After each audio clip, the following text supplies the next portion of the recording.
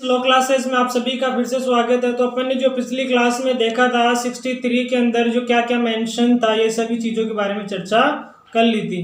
तो अपन ने 63 का एक बार रिव्यू देख लेते हैं। तो रिव्यू देखने से पहले आप सभी से विनती है कि चैनल को अधिक से अधिक लाइक एंड सब्सक्राइब करें।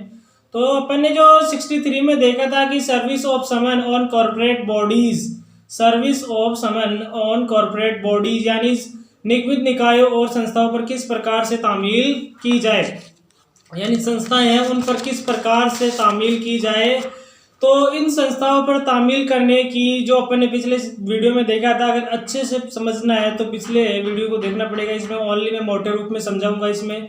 तो इसमें पिछले वीडियो में देखा था कि अपन ने कि सचिव हो या कोई भी स्थानीय प्रधान स्थानीय अधिकारिता हो, कोई स्थानीय मतलब कि वहाँ की अधिकारिता कोई व्यक्ति हो या कोई प्रधान अधिकारी हो या फिर कोई एनी प्रिंसिपल हो, तो उनसे क्या है कि तामील करवाई जाएगी। जो जिस संस्था पे जो मतलब कि निर्दिष्ट हुआ है समन है, उस संस्था के कोई भी सचिव हो सकता है, स्थानीय प्रबंधक हो सकता है या कोई अन्य अधिकारी हो सकता है या कोई एनी प्रिंसिपल हो सकता है वहाँ का, तो उनसे क्या करवाई जाएगी, तामील करवाई जाएगी। तो आप सभी को समझ में आ गया कि तामील जो कॉर्पोरेट बॉडीज है उस पर समन की तामील किस प्रकार से करवाई जाती है। तो उसमें जो समन की तामील है 3 तरीके से बताई थी, तीनों तरीके मैंने बता दिए। तो ज़्यादा इसमें कुछ मेंशन नहीं है। तो इसमें ओनली यही पूछ सकता है कि जो कॉर्पोरेट बॉडीज़ हैं उन पे कौन से सेक्शन के तहत समन की तामील की करवाई जाती है। तो उसका सेक्शन है 63 के तहत कॉर्पोरेट बॉडीज़ पर समन की तामील करवाई जाती है। अब कौन कौन प्राधिकृत यानी कॉर्पोरेट बॉडीज़ पे मेन हेड तो होता नहीं, तो जब विभाग कोई भी संस्था है तो उसका कोई भी प्रधान अधिकारी हो यानी कोई प्रिंसिपल हो या फिर सचिव हो यानी सेक्रेटरी हो, तो उनसे क्या करवाएगा, समन की तामील करवाएगा। तो अपना सेक्शन 63 कंप्लीट हुआ। अब अपन देखेंगे सेक्शन 64, यानी सेक्शन 64 में क्या मेंशन है। तो सेक्शन 64 में बताया गया है कि service when a person summoned can not be found, यानी जब समन किए गए व्यक्ति न मिल सके तब तामील, यानी जब समन किए गए व्यक्ति हैं वह न मिल सके तब तामील। इसका मीन्स यानी मीन यह है कि जिस व्यक्ति पर समन निर्दिष्ट हुआ है अगर वह व्यक्ति नहीं मिलता है तो ऐसी स्थिति में समन की तामील किस पर करवाए। मान लीजिए किसी व्यक्ति पे समन निर्दिष्ट हो गया, कोर्ट के द्वारा समन जारी कर दिया गया और वह व्यक्ति मिल नहीं रहा, तो ऐसी स्थिति में समन किसके ऊपर जारी कराए, मतलब कि समन की तामील की किस पर करवाई जाएगी। तो इसमें बताया गया है कि सीआरपीसी के सेक्शन 64 में ये बताया गया है कि अगर ऐसी स्थिति उत्पन्न हो जाती है और वह व्यक्ति नहीं मिलता है तो ऐसी स्थिति में उस समन की तामील सेक्शन 64 के तहत, सीआरपीसी के सेक्शन 64 के तहत जो उसके घर वाले यानी घर वाले जो भी उस घर में वो बड़े बुजुर्ग हैं उनसे उस समन की तामील करवाएगी। तो बड़े बुजुर्ग मैंने इसने नाम लिया कि यहाँ पे माइनर में ये मतलब माइनर का ये अधिकार नहीं है कि उस समन की तामील कर सके। तो इसका अर्थ ये है कि जब वहाँ पे पुलिस जाएगी समन की तामील करवाने के लिए, अब यहाँ पे पुलिस ज़रूरी नहीं है कि पुलिस ही जाएगी, वहाँ पे कोई भी कोर्ट का मतलब कि आदमी हो सकता है या फिर कोई लोक सेवक हो सकता है या फिर पुलिस ऑफिसर हो सकता है, तो कुछ भी हो सकता है। तो तीनों में से कोई भी व्यक्ति जा सकता है। तो जब वो जाएंगे वहाँ पे तामील करवाने के लिए तो वह देखेंगे कि घर में वयस्क पुरुष कौन है, तो वही क्या है कि समन की तामील कर सकते हैं, क्योंकि वयस्क पुरुष से ही समन की तामील करवाई जा सकती है। तो ऐसी स्थिति में क्या होगा कि उस अगर वयस्क पुरुष उपस्थित है तो उससे क्या है कि समन की तामील करवाई ली जाएगी। वयस्क पुरुष इसलिए क्योंकि वहाँ पे हर घर में लेडी होती है, तो लेडी से क्या है कि समन की तामील नहीं करवा सकते। ये पहले से सीआरपीसी के सेक्शन 64 बताता है कि किसी भी लेडी से समन की तामील नहीं करवाई जाएगी।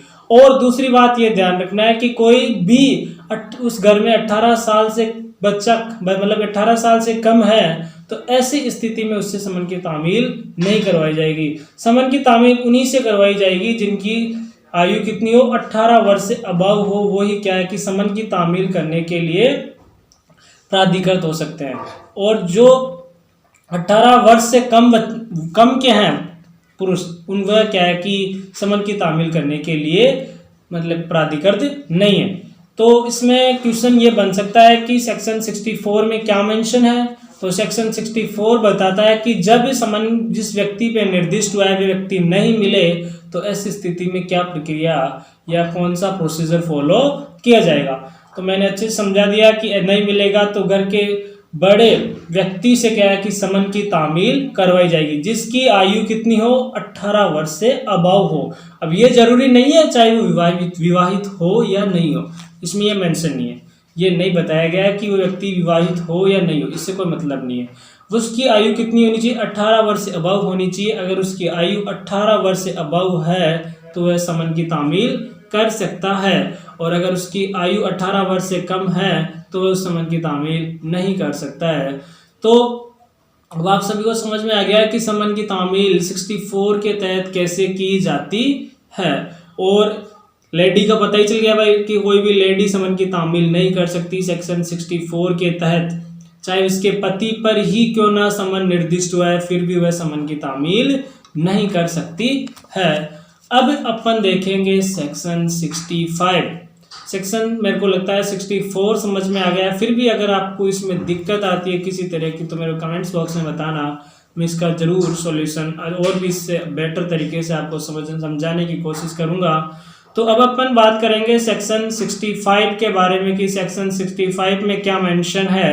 तो सेक्शन 65 में देखते हैं कि समन की तामील एक तरीके से procedure when service can not be offended as before particular, यानी इसमें क्या बताया गया है कि जब पूर्व उपबंधित प्रकार से समन की तामील की जा सके तब कौन सी प्रक्रिया फॉलो की जाएगी, इसको क्या है कि चस्पांगी या चस्पा तामील भी कहते हैं। तो सेक्शन 65 में क्या बताया गया है कि जब मतलब कि ये सारे प्रोसीजर कौन कौन से 62, 63 और 64 के सारे प्रोसीजर फॉलो कर लिए फिर भी समन की तामील नहीं हो पा रही है। जिस व्यक्ति पे समन निर्दिष्ट हुआ है 62, 63, 64 तीनों क्या है कि उन्होंने यूज कर लिए फिर भी समन की तामील नहीं हो पा रही है, तो ऐसी स्थिति में कौन सा प्रोसीजर फॉलो किया जाएगा। तो इसमें ज़्यादा कुछ नहीं है, तो इसमें यही है कि जब पूर्व उपबंधित प्रकार से समन की तामील न की जा सके तब कौन सी प्रक्रिया फॉलो की जाएगी। तो इसे चस्पांगी या चस्पा तामील भी कहते हैं। अब ये समझिए चस्पांगी या चस्पा तामील कौन से सेक्शन में, ये पूछ सकता है कोई सी भी जेएलओ, एपीओ कि कोई सी भी लॉ अदर एग्जाम्स हो तो उसमें ज़्यादातर यही पूछता है, बीच में से उठा के क्वेश्चन बना लेता है चस्पा तामील कौन से सेक्शन के तहत बताई गई है। तो आपको ध्यान रखना है सेक्शन 65 के तहत चस्पा तामील बताई गई। चस्पा और चस्पांगी दोनों एक ही है, चस्पा और चस्पांगी। अब ये दोनों शब्द का अर्थ क्या है ये अपन इसी सेक्शन में भी समझने की कोशिश करेंगे। तो सेक्शन 65 में बताया गया है कि एक तरीके से इसमें बताया गया है कि अगर 62 और 63 और 64 के अंतर्गत जब यानी तब क्या है कि कोर्ट क्या करेगा, तो कोर्ट कहेगा कि जब उससे तामील नहीं करवाई जा रही है तो उस पर समन की एक प्रति उसके निवास पे जहाँ सम्मानित व्यक्ति रहता है वहां पर जो सदृश्य भाग है सदृश्य भाग पर क्या कर दीजिए, चस्पा कर दीजिए। तो अब इसमें बताया गया है कि कोर्ट ये कहता है सेक्शन 65 के द्वारा कोर्ट ये बताता है कि आप जब कोर्ट के द्वारा जिस व्यक्ति पर समन निर्दिष्ट हुआ है उस व्यक्ति पर सेक्शन 62, सेक्शन 63, सेक्शन 64 के तहत आप समन की तामील नहीं करवा पा रहे हैं तो क्या करे, जो समन की 2 प्रतियों में से आपके पास एक प्रति है उसको क्या करे, उस पर्टिकुलर जिस व्यक्ति पे समन निर्दिष्ट हुआ है उस घर पे जाकर उस घर के सदृश्य यानी जहाँ पे सभी लोग आने जाने वाले व्यक्ति हैं उन सभी को दिखे ऐसी जगह जाके उसको चस्पा कर दीजिए। अब चस्पा का अर्थ मेरे को लगता है समझ में आओगे, चिपकाना यानी उस घर के सादृश्य। अब इसमें 2 शब्द है, सादृश्य और चस्पा। तो सादृश्य का अर्थ होता है कि सभी जो जहाँ पे ऐसे व्यक्ति जहाँ पे ऐसी जगह लगाए जाए जहाँ पे आने जाने वाले लोगों को क्या करे, वो दिखे, क्या करे, सदृश्य भाग यानी वो जो कोर्ट के द्वारा जो उसकी तामील के लिए वो लगाया गया एक डुप्लीकेट कॉपी लगाई गई है वो सभी लोगों को दिखे, और ऐसी जगह क्या कर दीजिए, चस्पा कर दीजिए अर्थात वहां पे चिपका दीजिए। जिससे क्या है कि ऐसा करने से कोर्ट उस पर क्या है कि प्रॉपर तामील मान लेता है, यानी इस पर्टिकुलर व्यक्ति पे प्रॉपर तामील हो गई है। ये लास्ट यही एक हथकंडा है कि समन की तामील करवाने का, क्योंकि 62, 63 और 64 के तहत तो समन की तामील नहीं हो सकी, तो 65 के तहत चस्पा या चस्पांगी तामील के तहत अंतिम रूप से उस पर समन की तामील करवाई जाती है। अब साफ सभी को समझ में आ गया होगा कि चस्पा तामील किसे कहते हैं अर्थात चस्पांगी तामील किसे कहते हैं। और सादृश्य भाग, इसमें 3 शब्द ज़्यादा है। तो सादृश्य भाग ऐसा भाग जिसमें जाने जाने वाले सभी व्यक्तियों क्या करे वो दिखे, वो क्या दिखे, जो कोर्ट के द्वारा वो एक प्रति लगाई गई है समन की, वो प्रति सभी लोगों को दिखे।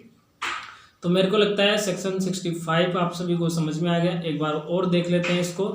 सेक्शन 65 में बताता है कि अगर कोर्ट के द्वारा जिस व्यक्ति पर समन निर्दिष्ट हुआ है उस व्यक्ति पर सेक्शन 62, 63, 64 सीआरपीसी के तहत आप समन की तामील नहीं करवा पा रहे, तो उस पर्टिकुलर घर पे जाकर उस पर्टिकुलर घर के सादृश्य भाग पे क्या करें, उस एक जो कॉपी है, आपके 2 कॉपीज में से एक कॉपी है, डुप्लीकेट कॉपी है, उस समन की वहाँ पे चस्पा कर दीजिए अर्थात चिपका दीजिए। ये कौन सा सेक्शन बताता है? ये सीआरपीसी का सेक्शन 65 ये बताता है कि आप इसके तहत ऐसा कर सकते हैं, जिससे कोर्ट उस पर क्या है कि फिर प्रॉपर रूप में समन की तामील मान लेता है। तो अपन इस वीडियो में, इस लेक्चर में इतना ही देखेंगे, और अब अपन अगली क्लास में देखेंगे 66। और thank you so much video देखने के लिए, और चैनल को अधिक से अधिक लाइक एंड सब्सक्राइब करें। अभी आज अपन ने देखा है 64 और 65। तो मेरे को लगता है कि आप सभी को वीडियो अच्छा लगा होगा, और अंतिम बार एक बार और रिपीट करना चाहता हूँ कि चैनल को अधिक से अधिक लाइक एंड सब्सक्राइब करें। Thank you.